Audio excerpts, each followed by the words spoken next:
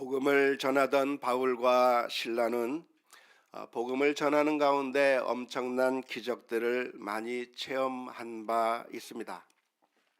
오늘 읽은 사도행전 16장의 말씀은 바울과 실라가 빌립보라고 하는 지역에서 복음을 전하는 가운데 겪었던 한 이야기를 기록하고 있습니다. 빌립보라고 하는 지역이 어디일까요? 한번 지도를 보면서 빌립보가 어디 있는지를 한번 확인해 보았으면 좋겠는데요. 그리스 북동쪽에 있는 저 빨간 점으로 찍힌 그곳이 빌립보라고 하는 지역입니다. 원래 바울 사도는 튀르키예 소아시아 지역이라고 할 수 있는 저 튀르키예 지역에서만 복음을 전하던 사람이었는데요. 그런데 하나님께서 강권하시고 인도해 주시는 바람에 그 튀르키예 지역을 뛰어넘어서 그리스 지방까지 넘어가게 되었고 거기서 복음을 전하기까지 되었던 것입니다.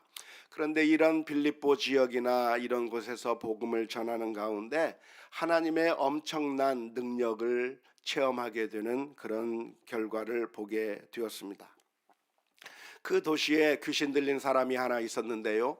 그 귀신 들린 여종이 계속해서 바울 일행을 따라다니면서 괴롭히는 겁니다. 자꾸만 귀찮게 하고 성가시게 굴리니까 바울 사도가 그것을 보지 못하다가 그 여종을 향해서 예수 그리스도의 이름으로 명령을 했습니다. 예수 그리스도의 이름으로 명령하노니 귀신아 그 여인에게서 나오라라고 그렇게 선포하고 명령했는데 놀랍게도 그 여종에게서 귀신이 쫓겨 나가고 그 여종이 온전하게 되었다는 그런 놀라운 기적을 체험하게 된 것입니다. 예수 그리스도의 이름으로 귀신 들렸다는 사람이 온전하게 되는 이런 엄청난 기적을 체험하게 되었을 때 그때 보여주어야 하는 마땅한 반응이 있다고 한다면 무엇일까요? 그런 엄청난 기적을 체험했다고 한다면 어떠한 반응이 나올 것이라고 여러분들은 기대하십니까? 아마도 그 모습을 보았다고 한다면 바울 사도가 전하는 이 복음이 진짜구나, 하나님이 살아계시구나, 이 복음이 정말이구나 라고 하는 사실을 받아들이고 회개하는 반응을 보이는 것이 그게 옳다고 생각하지 않습니까? 그런데 놀랍게도 그 빌립보 지역에 있던 사람들은 정반대의 반응을 보여주었습니다. 마음이 강팍한 빌립보 사람들은 회개한 것이 아니라 오히려 바울 사도를 핍박하기 시작했습니다. 바울과 실라를 관청에 고발했습니다. 그래서 결국 바울과 실라가 감옥에 갇히게 되는 그런 어처구니 없는 일을 당했다고 하는 것이 오늘 본문의 말씀 가운데 기록되어 있습니다. 왜 이렇게 빌립보 사람들은 강팍한 마음을 가지고 있었을까요? 그것은 그들의 마음 가운데 돈이 우상이었기 때문에 그렇습니다. 지금까지 그 귀신 들린 여종을 통해서 돈벌이를 꽤 짭짤하게 했었던 겁니다. 신내린 그런 사람을 통해서 점괘를 받고 그리고 돈을 버는 그런 일들을 한 것이죠. 그래서 그 귀신 들린 여종을 이용해서 돈을 꽤 짭짤하게 벌었는데 이제는 그 여종이 온전해져서 더 이상 예언을 하지 않는 겁니다. 더 이상 점괘를 말하지 못하는 겁니다. 이제는 온전해진 그 사람 때문에 돈을 벌 수 있는 그 길이 막혀버리게 되었을 때 이 빌립보 사람들이 화가 나기 시작했습니다. 그들에게 우상이 아니라 사실은 돈이 우상이었던 것이죠. 우상을 이용해서 돈벌이를 했던 것이고 돈이 그들의 우상이었는데 바울의 복음 앞에서 허망하게 그 우상이 가짜라고 하는 것이 드러나게 되었고 참되신 하나님 여호와 하나님이 진짜 하나님이라고 하는 사실이 드러나게 되었다고 한다면 그러면 이제 진짜 하나님 앞으로 돌아와야 하는 것이고 회개하는 것이 정상일 텐데 그들의 우상이 돈이었기 때문에 돈벌이가 막히게 되자 이들은 회개하지 않고 오히려 바울과 실라를 고발하고 그들을 감옥에 쳐넣게 되는 어처구니 없는 일이 일어나게 된 것입니다. 그래서 바울과 실라는 빌립보의 그 차가운 감옥 속으로 갇히게 되었습니다. 아마도 그 감옥은 아마 지하에 만들어져 있었을 것 같습니다. 바울과 실라가 차가운 그 감옥 가운데 갇히게 되었을 때 이것이야말로 얼마나 억울한 일입니까? 얼마나 황당한 일입니까? 정말 당혹스럽게 느껴졌을 것 같습니다. 옳은 일을 했는데 옳은 일을 했다고 한다면 보상을 받아야 되잖아요.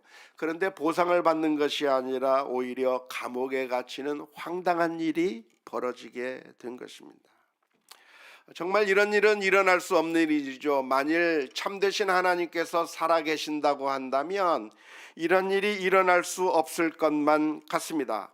정의의 하나님, 참되신 하나님, 공의의 하나님이 살아계신다고 한다면 우리 가운데 어떤 일을 경험해야 됩니까? 선을 행한 사람은 보상을 받고 악을 행하는 사람은 징벌을 받아야, 그래야 공의의 하나님이 살아있다고 말할 수 있지 않겠습니까? 하나님께서 살아계신다고 한다면 선한 일을 한 사람에게는 칭찬이 주어져야 마땅하고 악을 행한 사람은 징벌을 받아야 마땅한 것인데, 놀랍게도 하나님의 복음을 전하고 의를 위해서 살고 하나님의 뜻에 따라 신실하게 행했던 사람들이 오히려 감옥에 갇히는 이런 황당한 일을 경험하게 된 것입니다. 정반대의 일이 일어난 것이죠. 하나님을 믿고 순종하는 자가 감옥에 갇히는 그런 모순된 일이 일어나게 되어버린 것입니다. 하나님께서 통치하는 세상이 아니라 악마가 다스리는 세상에서 일어날 법한 일들이 바울과 실라에게 일어나게 되었던 것입니다. 바울과 실라의 옷을 찢어버리고 그리고 매로 치고 그리고 그들을 옥에 가두었을 때 바울과 실라가 느꼈던 그 참담함을 여러분들은 조금이라도 느껴보실 수 있겠습니까? 너무나도 괴로웠을 것입니다. 만일 여러분들이 선한 일을 했는데 오히려 욕을 먹었다고 한다면 어떤 기분이겠습니까? 나는 정말 주님을 위해서 열심히 일했는데 갑자기 사람들이 몰려들어서 우리를 향해서 욕하기 시작했다고 한다면 여러분들은 어떤 기분이겠습니까? 우리가 교회 식당에서 열심히 봉사하고 주를 위해서 섬겼는데, 그런데 사람들이 그 밥맛에 대해서 맛이 없다고 말하고 비난하고 욕하면 여러분들 어떤 기분이겠습니까? 내가 주를 위해서 열심히 일하고 정말 충성을 다했는데 박수를 받는 것이 아니라 사람들이 갑자기 나를 향해서 욕해버리고 비난하기 시작했다고 한다면, 그러면 우리들의 마음 가운데 어떤 기분이 들겠습니까? 바울 사도도 정말 황당한 느낌을 받았을 것이고 너무나도 괴로웠을 거라고 생각이 듭니다. 그런데 오늘 읽은 사도행전 16장 25절 말씀에 보면 바울과 실라가 무엇을 했는지에 대해서 기록하고 있습니다. 한밤중에 바울과 실라가 기도하고 하나님을 찬송하며 죄수들이 듣더라. 바울과 실라는 그 순간에 절망하고 괴로워했던 것이 아니라 한밤중에 기도하고 하나님께 찬송하였다고 오늘 성경은 기록하고 있습니다. 그 때가 언제냐면 한밤중이었다고 하는 것이 상징적인 의미가 있습니다. 빛이 사라져버린 것이죠. 희망이 사라져버린 것이죠. 깜깜한 밤입니다. 아무것도 볼 수 없는 칠흑 같은 어둠이 있는 그 상황 가운데서 우리들은 절망적일 수가 있는 겁니다. 괴로워할 수 있는 겁니다. 그런데 놀랍게도 그 한밤중에 바울과 실라가 한 것이 있는데, 그것은 하나님 앞에 기도하고 찬송했다고 하는 것입니다. 가장 절망적인 순간이었던 것인데, 그 절망적인 순간에 바울 사도는, 실라는 무엇을 했는가?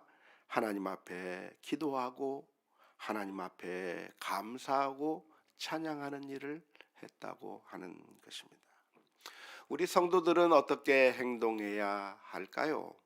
성도들은 어떻게 살아가는 것이 옳은 방법입니까? 데살로니가전서 5장 16절에서부터 18절 말씀에 보면 이런 말씀이 기록되어 있습니다. 항상 기뻐하라, 쉬지 말고 기도하라, 범사에 감사하라. 이것이 그리스도 예수 안에서 너희를 향하신 하나님의 뜻이니라. 기뻐해야 되는데 언제 기뻐해야 됩니까? 좋은 일이 있을 때, 좋은 결과가 나타났을 때, 수능 시험 봐서 만점 받고 인류대학에 합격하게 되었을 때, 장사를 했는데 장사가 너무나도 잘 되었을 때, 농사를 지었는데 풍성한 수확이 있을 때, 그럴 때만 기뻐하는 것이 아니라 언제 기뻐해야 되는가? 항상 기뻐해야 된다는 거예요. 좋은 일이 아니라 슬픈 일이 있을 때, 성공한 것이 아니라 실패했을 때, 건강한 것이 아니라 병들었을 때, 그리고 우리의 모든 앞길이 다 막혀버리고 모든 일들이 다 답답한 상황 가운데 있을 때에도, 그때는 절망해도 괜찮은 것이 아니라, 그때는 슬퍼해도 괜찮은 것이 아니라, 그럴 때에도 기뻐하라고 하는 것이 하나님의 말씀입니다. 그럴 때도 쉬지 말고 기도해야 하는 것입니다. 쉬지 말고 기도하라고 하는 이야기는 기도만 하라고 하는 이야기가 아니라, 즐거운 일이 있을 때나 좋은 일이 있을 때뿐만이 아니라 정말 힘들고 어려운 순간에도, 기도의 응답이 전혀 없는 것 같은 그런 상황 가운데서도 기도하라고 하는 의미이고, 범사에 감사하라고 하는 이야기는 모든 일에 감사하라고 하는 것인데, 그것은 우리가 건강하고 좋은 일이 있을 때뿐만이 아니라 우리들의 삶이 정말 힘들고 고난 가운데 있을 때에도, 그때도 감사하라고 하는 것이 우리 성도들을 향한 하나님의 선하신 뜻이라고 하는 사실을 기억할 수 있기를 주님의 이름으로 축원합니다. 바울 사도는 그 말씀에 따라서, 바울 사도는 데살로니가 교회를 향해서 항상 기뻐하라, 쉬지 말고 기도하라, 범사에 감사라고 얘기했는데, 그 바울 사도는 그 말씀대로 순종했어요. 감옥에 들어가서 억울한 일을 당하고 고통스러운 일을 당하고 정말 힘든 그 상황 가운데서 울면서 괴로워했던 것이 아니라, 그 순간에도 하나님 앞에 기도하며 엎드리는 가운데 하나님을 찬송하며 하나님께 감사를 했던 것입니다. 바울과 실라는 빌립보 감옥에서 절망하지 않았습니다. 분노하지 않았습니다. 두려워하지 않았습니다. 오히려 바울과 실라는 그 순간에 하나님 앞에 엎드려 기도했고 감사했고 찬양했던 것을 오늘 이 시간 눈여겨보고 기억할 수 있기를 주님의 이름으로 축원합니다. 어떻게 이것이 가능할 수 있었을까요? 어떻게 절망 가운데서도, 좋은 상황이 아니라, 정말 모든 일들이 술술 잘 풀리는 상황이 아니라 갑자기 감옥에 갇히게 되는 그런 황당한 상황 가운데서도 어떻게 바울과 실라는 하나님 앞에 기도할 수 있었고 찬송할 수 있었고 감사할 수 있었을까요? 여기에는 한 가지 전제가 있습니다. 그것이 무엇이냐면, 비록 지금 힘들고 어려운 상황 가운데 있지만 그럼에도 불구하고 이렇게 감옥에 갇히게 된 것이 우연히 일어난 것이 아니라 여전히 하나님께서 이 세상을 다스리고 통치하는 가운데 하나님께서 허락하셔서 갇히게 되었다고 하는 사실을 인정하였기 때문이라고 믿습니다. 바울과 실라가 감옥에 갇힌 것은 하나님이 그것을 막을 힘이 없어서 갇히게 된 게 아니라는 거예요. 바울과 실라가 감옥에 갇힌 것은 하나님께서 잠깐 실수하셔서 갇힌 게 아니라는 겁니다. 바울과 실라가 감옥에 갇힌 것은 하나님께서 잠깐 딴짓을 하다가 미처 다 챙기지 못해서 그래서 갇히게 된 것이 아니라 하나님은 여전히 살아계시고 전능하시고 모든 것을 다스리는 가운데 하나님의 섭리 가운데 바울 사도의 발걸음을 이 감옥 가운데 인도해 주셨다고 하는 사실을 인정할 수 있을 때 기도하며 감사하며 찬양할 수 있었을 줄로 믿습니다. 로마서 8장 28절 말씀에 보면 우리가 알거니와 하나님을 사랑하는 자 곧 그 뜻대로 부르심을 입은 자들에게는 모든 것이 합력하여 선을 이루느니라. 좋은 일뿐만이 아니라 나쁜 일도, 정말 멋있는 일뿐만 아니라 정말 어처구니 없는 일도 모든 것들이 합력하여 선을 이루신다고 하는 그 믿음이 있기 때문에 기도하며 찬송할 수 있었던 것이죠. 우리는 너무나도 잘 압니다. 우리가 오늘 본문의 말씀 가운데서 읽지는 않았지만 빌립보 감옥에서 일어난 일들 여러분 기억하고 계십니까? 그것은 바로 빌립보 감옥에서 바울과 실라가 기도하며 찬송하는 가운데 옥문이 열리게 되었을 뿐만 아니라 그 일로 인해서 그 감옥을 지키던 간수의 가정이 형제들아 내가 어떻게 하여야 구원을 얻을 수 있는가? 선생들아 내가 어떻게 하여야 영생을 받을 수 있겠는가? 질문을 하게 되었고 바로 그 간수를 향해서 바울과 실라가 예수 그리스도를 전하고 주 예수를 믿으라 그리하면 너와 내 집이 구원을 얻으리라고 하는 이 놀라운 복음이 간수의 가정에까지 전파가 되어서 그 간수의 가정을 구원시키는 놀라운 역사가 일어났다고 하는 사실을 잘 알고 있습니다. 바울과 실라가 감옥에 갇힌 것은 어쩌다 보니까 재수 없어서 들어간 것도 아니고 하나님께서 능력이 없어서 그들을 막지 못해서 그렇게 그 안에 들어간 것이 아니라 사실은 하나님의 섭리와 계획 가운데 그 간수 가정을 하나님께서 구원해 주시기 위한 놀라운 그 방편을 삼으시기 위하여 이 바울과 실라의 발걸음을 감옥까지 인도해 주셨다고 하는 것을 알 수가 있는 것이죠. 소아시아 지방에서 복음을 전하던 그 바울의 일행을 마게도니아 지역까지 인도해 주셨던 그 하나님께서 그 바울과 실라의 발걸음을 다시 감옥으로 인도해 주셔서 그 빌립보 간수의 가정을 구원해 주시는 놀라운 은혜의 역사가 있었기 때문에 하나님께서 그들의 발걸음을 인도해 주셨던 것입니다.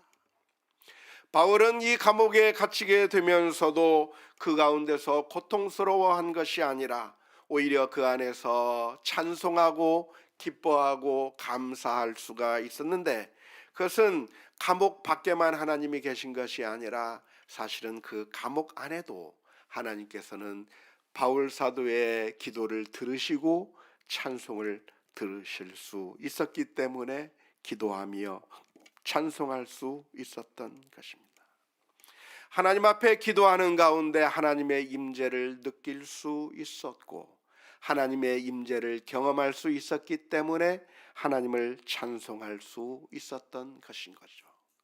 감옥이라고 하는 것이 왜 감옥인가요? 감옥이 감옥인 이유는 세상과 단절되기 때문에 감옥인 겁니다.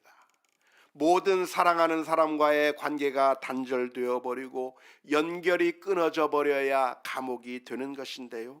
그런데 바울 사도에게 있어서 감옥은 감옥이 아닙니다.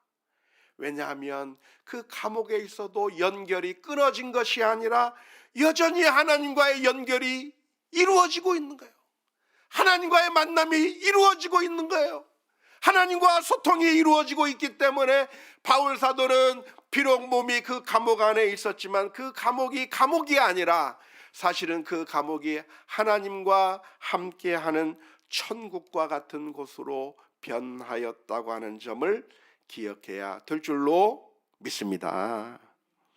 하나님과의 연결이 있었기 때문에 그것은 연결이 끊어진 곳이 아니라 감옥이 아니라 바로 하나님을 만나는 곳이었고, 하나님을 만나는 곳은 그곳이 어디든지 간에 천국일 수 있다고 하는 것을 기억해야 합니다. 하나님과 함께 할 수 있다고 한다면 고난이 아니고, 슬픔이 아니고, 억울함이 아니고, 실패가 아닌 거예요.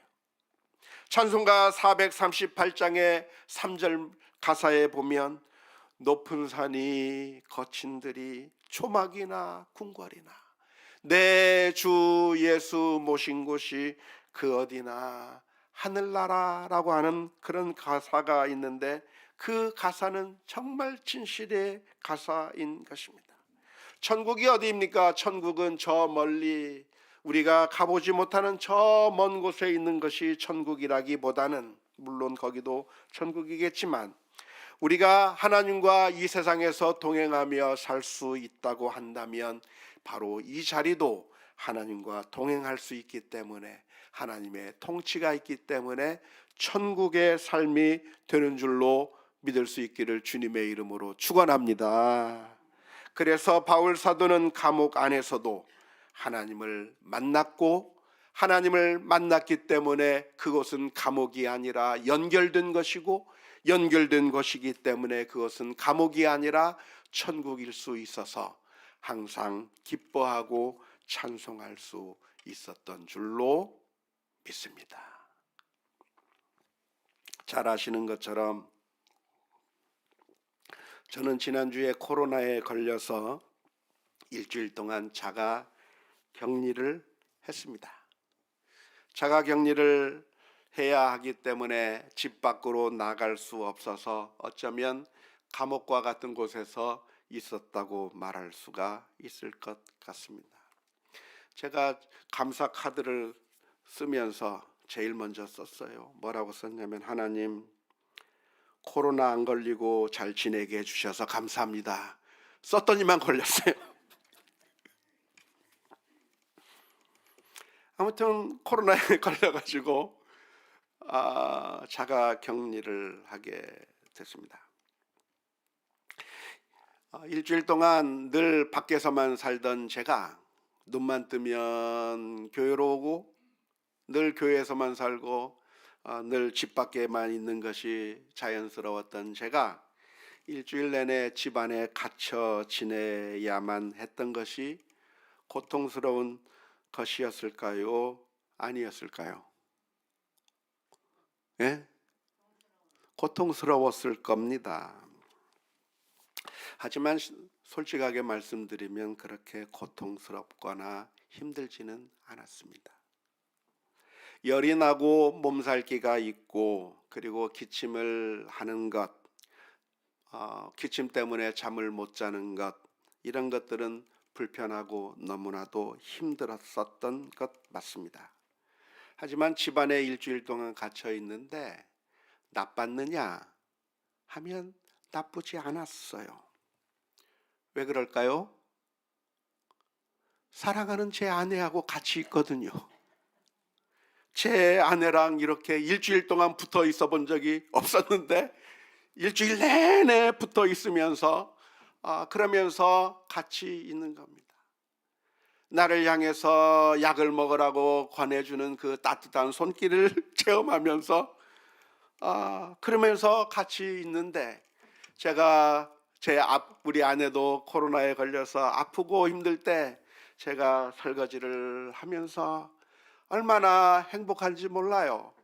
얼마나 감사한지 몰라요. 사랑하는 사람과 이렇게 일주일 내내 붙어 있을 수 있다고 하는 것이 얼마나 좋았는지, 정말 너무나도 좋았고, 바쁘던 일상을 잠시 내려놓고 쉼을 가진다고 하는 것도 좋았습니다. 사실 설교자라고 하는 것은 늘 매주가 스트레스입니다. 주일 지나고 나면 돌아서면 또 주일이 되기 때문에 또 설교를 준비해야 되고, 수요일 설교 준비해야 되고, 늘 설교 준비하는 것이 그렇게 쉽지 않은 일인데, 새로운 이야기를 해야 되고 새로운 메시지를 준비해야 된다는 것이 여간 어려운 일이 아닌데, 지난주는 우리 목사님께서, 이명선 목사님께서 설교를 얼마나 잘해 주시는지 제가 영상으로 예배를 드리면서 쉼을 가지는 게 너무나도 괜찮았어요. 괜찮았습니다.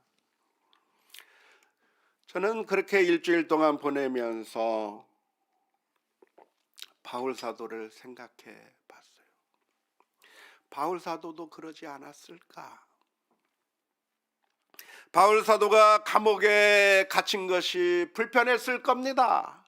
차가운 감옥에서 추운 그 방에서 지내야 하는 것이 너무나도 괴롭고, 발에 착고가 차이고 매에 맞은 곳이 쓰라리고, 그래서 고통스러웠을 것이고 너무나도 불편했을 것이고, 자유를 얻지 못한다고 하는 것처럼 괴롭고 힘들었었던 것이 없을 거라고 생각을 합니다. 하지만 그럼에도 불구하고 절망적이지 않았을 것이라고 생각을 했습니다. 왜냐하면 아내보다도 더 좋은 하나님께서 함께하고 계시니까요. 하나님께서 바울 사도를 사랑해 주시고, 하나님께서 함께해 주시는 그것을 생생하게 체험하면서 기도하며 엎드릴 때 하나님께서 함께 하시고, 찬송을 부르실 때 하나님께서 기뻐하시는 그 모습으로 함께 하시는 그 모습을 경험하게 될 때 바울 사도의 삶이 고통스러웠던 것이 아니라 오히려 감사와 찬송이 넘쳐났을 것이라고 믿습니다. 감옥을 천국으로 바꾸는 방법은 의외로 간단합니다. 하나님을 찾으면 됩니다. 기도로 하나님 앞에 엎드리고, 그러면 감사와 찬송이 나오는 것이고, 그 어떠한 고난도, 그 어떠한 슬픔도, 그 어떠한 실패도 하나님의 사랑에서 우리를 끊을 수 있는 것은 아무것도 없다고 하는 사실을 기억할 수 있기를 주님의 이름으로 축원합니다. 오늘은 추수감사 주일입니다. 저 아메리카 대륙에 건너왔던 청교도들이 감사절을 시작해서 만들어진 것이 감사절, Thanksgiving Day, 추수감사절입니다. 추수감사절이 어떻게 시작이 됐을까요? 그것은 그 아메리카 대륙에서 농사를 지었던 그 청교도들이 너무나도 풍성한 수확을 거두고 너무나도 기쁘고 너무나도 감사해서 풍성한 수확을 바라보면서 너무나도 좋아서, 그래서 감사절을 지킨 게 아닙니다. 오히려 이 청교도들은 아메리카 대륙에 와서 농사를 지었는데 망해버렸어요. 낯선 땅에서, 낯선 기후에서, 전혀 알지 못하던 미지의 땅에서 농사를 짓는 것이 쉬울 리가 있겠습니까? 농사라고 하는 것이 경험이 있어야 성공하는 것인데, 미지의 땅에서 첫 농사를 지었을 때 다 망쳐버리고 별로 보잘것없는 수확만을 거두게 된 것입니다. 그때 망했으니까 절망했던 것이 아니죠. 추수감사절이 11월 셋째 주, 마지막 주 목요일 날 있는 것인데요. 왜 11월 달에 추수감사절을 합니까? 미국은 수학을 11월 달에 하나요? 아니요. 우리랑 똑같아요. 아니, 오히려 더 이를 수도 있어요. 보스턴 같은 경우는 우리보다 훨씬 더 추운 지방이기 때문에 훨씬 더 일찍 추수하게 되는 겁니다. 이미 농번기는 다 지나가고 이제는 추운 겨울에 들어서는 그때에 이 청교도들은 감사하는 날을 만들었어요. 살아있는 것이 감사하고, 여기서 신앙의 자유를 누리고 하나님을 마음껏 예배할 수 있다고 하는 것이 감사하고, 그리고 지금까지 지내올 수 있었던 것을 감사하면서 감사하는 날을 만들어 하나님 앞에 감사했을 뿐만 아니라 그동안 우리들에게 베풀어 주었던 사랑과 은혜를 나누어 주었던 주변의 사람들을 초대해서 함께 식사도 하고 감사를 표하면서 감사하는 날을 만들어낸 것입니다. 하나님께서 함께 하심을 믿는다고 한다면 기쁜 일이 있고 좋은 일이 있을 때만 감사하는 것이 아니라 힘들고 어려운 순간에도 감사할 수 있을 것입니다. 제가 감사 카드를 바꿨어요. 코로나 걸리게 해주셔서 감사합니다. 사랑하는 성도 여러분, 어쩌면 우리들의 인생은 늘 성공 가도만을 달리는 것은 아닙니다. 늘 성공 가도만 달리는 사람은 어쩌면 우리나라 사람들 가운데 극히 일부분만이 그런 모습을 가지고 있을 겁니다. 어쩌면 우리가 계획했던 것들 성취하지 못했을 수도 있겠고요. 우리가 바라고 꿈꾸었던 것들은 이루어지지 않았을 수도 있을 것이고, 그리고 코로나 상황 가운데서 여러 가지 더 힘들고 어려운 일들을 더 경험하고 있는지도 모릅니다. 그렇다고 한다면 원망과 불평만 하고 살아야 하는 것일까요? 그게 아니라 하나님께서는 여전히 우리를 사랑하실 뿐만 아니라 모든 것이 합력하여 선을 이루시고 결국에는 하나님께서 우리를 은혜로 이끄신다고 하는 사실을 기억하면서 하나님 앞에 감사로 찬양과 경배를 올릴 수 있는 우리 모두가 다 될 수 있기를 주님의 이름으로 축원합니다. 우리가 하나님과 함께 할 수 있게 하기 위하여 우리 예수님께서 하신 일이 무엇입니까? 우리와 같이 허물이 많은 우리 인생들, 하나님 앞에 나아갈 자격이 되지 않는 우리들이 하나님과 함께 있고 하나님과의 연결의 끈이 끊어지지 않게 하기 위해서 우리 주님께서 하신 일은 우리 주님께서 친히 하나님과의 연결 그 고리를 끊어지는 고통을 당하신 것입니다. 십자가 위에서 예수님께서는 감옥을 경험하신 것이죠. 십자가 위에서 지옥을 경험하신 것입니다. 하나님과의 연결고리가 끊어져 버리고 나의 하나님 어찌하여 나를 버리시나이까. 하나님과의 그 남아있는 연결고리 그 하나마저도 완전히 끊어지는 고통을 체험하면서 우리를 위하여 피와 물을 다 쏟아주시고 우리에게 그 놀라운 사랑을 주심으로 말미암아 저와 여러분들을 그 피로 하나님과 연결시켜주는 그 연결의 사랑 때문에 저와 여러분들이 하나님의 연결의 고리 가운데 있게 되고 천국을 누리게 되었다고 하는 사실을 기억하고 계십니까? 그렇다고 한다면 매 순간순간마다 나는 광야에 있다, 홀로 있다, 슬픔 가운데 있는 것이 아니라 우리의 상황이 저 깊은 감옥에 처한다고 할지라도 하나님의 사랑의 끈이 끊어지지 아니했다고 하는 그 사실을 믿음으로 고백하며 감사와 찬송과 영광을 하나님 앞에 올려드리는 그런 믿음의 삶이 우리 가운데 있을 수 있기를 주님의 이름으로 축원합니다.